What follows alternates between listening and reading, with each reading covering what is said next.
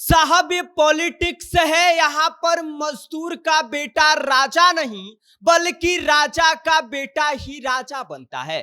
जिस परिवारवाद के तमगे से नीतीश कुमार आज तक बचते रहे, अपने बेटे निशांत कुमार को राजनीति से दूर रखते रहे, वही नीतीश कुमार ने अब यह साबित कर दिया है कि नेता का बेटा नेता ही बनने के लिए पैदा होता है, जबकि एक गरीब का बेटा, एक मजदूर का बेटा सिर्फ सस्ते मजदूर और दिहाड़ी पर काम करने के लिए पैदा होता है।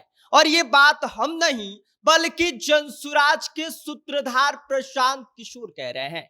प्रशांत किशोर का यह मानना है कि जो नीतीश कुमार आज तक इस बात का दावा करते रहे कि उन्होंने अपने परिवार के लिए कुछ भी नहीं किया, उनका बेटा सीधा राजनीति में आ रहा है। प्रशांत किशोर ने निशांत कुमार की एंट्री को लेकर जो कुछ बातें कही हैं, उसको सुनने के बाद नीतीश कुमार माथा पकड़ लेंगे और यह सोचने लगेंगे कि साहब भारी मिस्टेक हो गया।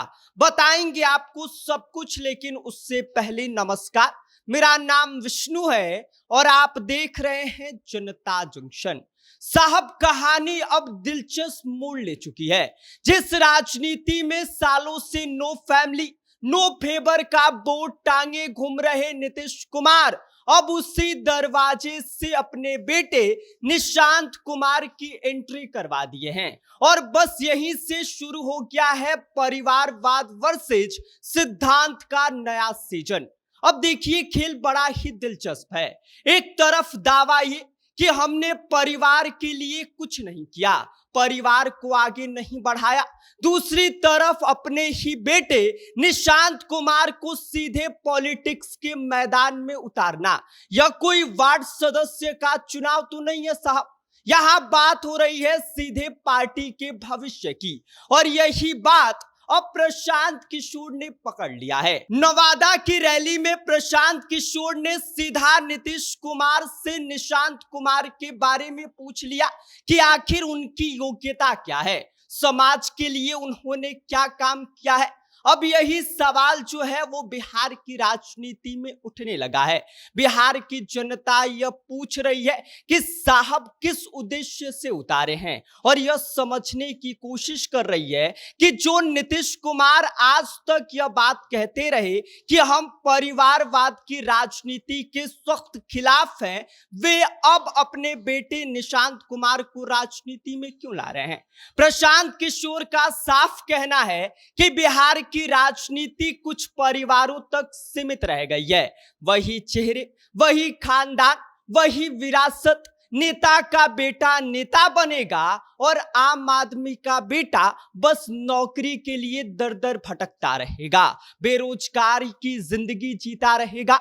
और सच कहे तो यह सिर्फ एक परिवार की बात नहीं है। प्रशांत किशोर ने पूरे सिस्टम पर सवाल उठा दिया और ये कहा कि चाहे कोई समाजवादी हो, भाजपा वाला हो, अगड़ा हो, पिछड़ा हो, हर नेता अपने बच्चे का फ्यूचर सेट करने में लगा है। नेता का बच्चा कभी बेरोजगार नहीं रहेगा। और ये डायलॉग सिर्फ डायलॉग नहीं है बल्कि जमीनी हकीकत है। इधर जेडीयू का ये तर्क है कि साहब निशांत कुमार की एंट्री कार्यकर्ताओं की मांग पर हुई है, यानी जनता चाहती है। अब ये जनता कौन है, कितनी है, क्या सच में वो चाहती है, ये अलग की बात है। लेकिन टाइमिंग देखिए, जैसे ही ये चर्चा शुरू हुई कि नीतीश कुमार राज्यसभा जा सकते हैं, वैसे ही युवराज की एंट्री हो गई। सियासत में इसे संयोग नहीं कहते हैं साहब, इसे कहते हैं सही समय पर सही कदम। और अब यही बात प्रशांत किशोर लेके बैठ गए हैं। अब उनका ये कहना है कि आप लोग अपने बच्चे पर ध्यान दीजिए, क्योंकि नेता तो अपने बच्चों के लिए रास्ता बना ही रहे हैं, लेकिन असली लड़ाई अब आम आदमी के बच्चों की है, जो पढ़ लिख कर भी नौकरी के लिए भटक रहे हैं। तो साहब, बिहार की राजनीति में नया चेहरा आ गया है, लेकिन सवाल वही पुराने हैं। और प्रशांत किशोर अब लगातार इस बात को लेकर सवाल उठाने लगे हैं कि जो परिवारवाद की राजनीति से अब तक दूर रहते थे, वो आखिर परिवारवाद की राजनीति क्यों कर रहे हैं। हालांकि उन्होंने निशांत कुमार की एंट्री पर उन्हें बधाई दिया है, लेकिन उसके साथ ही उन्होंने बिहार की जनता को यह संदेश देने की भी कोशिश की है कि देखिए, नेता तो अपने बेटा का फ्यूचर सेट कर रहा है, आप अपने बच्चे के भविष्य पर ध्यान दीजिए। बाकी आप प्रशांत किशोर के इन बातों को लेकर क्या सोचते हैं, इस पर आपकी क्या कुछ प्रतिक्रिया है, अपनी राय हमें कमेंट कर दीजिए। आप देख रहे हैं जनता जंक्शन, मेरा नाम विष्णु है।